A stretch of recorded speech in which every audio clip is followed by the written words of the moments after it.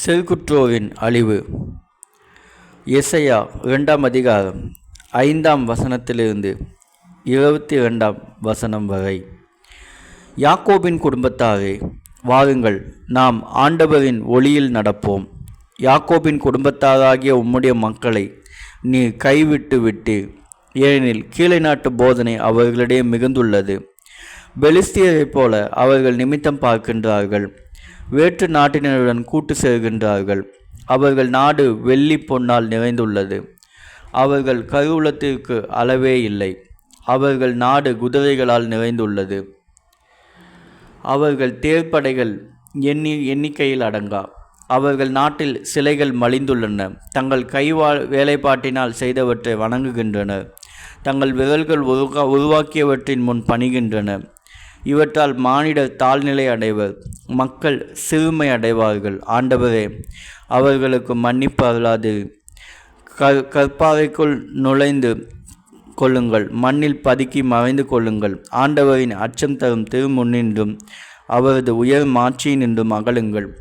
செருக்குமிகு பார்வையுடையோர் தாழ்த்தப்படுவர், ஆணவமிக்கோர் அவமானமடைவர். ஆண்டவர் ஒருவரே அந்நாளில் மாற்றி வருவார். படைகளின் ஆண்டவருக்குரிய நாள் ஒன்று இருக்கின்றது.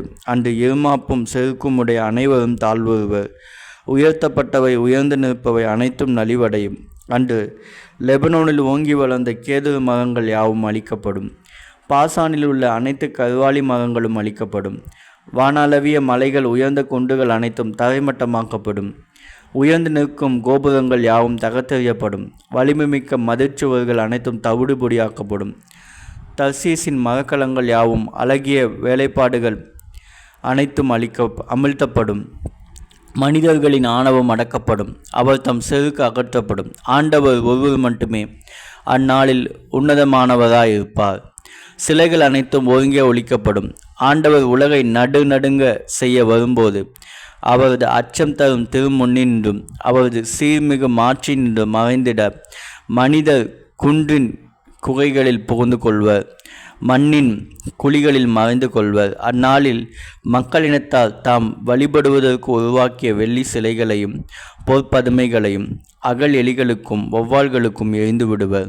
ஆண்டவர் உலகை நடுங்க செய்ய வரும்போது அவரது அச்சம் தரும் திருமுன்னின்றும் அவரது சீர்மிகு மாட்சியினின்றும் மறைந்திட அவர்கள் பாறைகளின் வெடிப்புகளில் பகர்ந்து கொள்வர், குன்றுகளின் பிழிவுகளில் ஒளிந்து கொள்வர். நிலையற்ற மனிதர் மேல் நம்பிக்கை வைக்காது. அவர்களின் உயிர் நிலையற்றது. ஒரு பொருட்டாக கருதப்படுவதற்கு அவர்களின் தகுதி என்ன? ஆமேன்.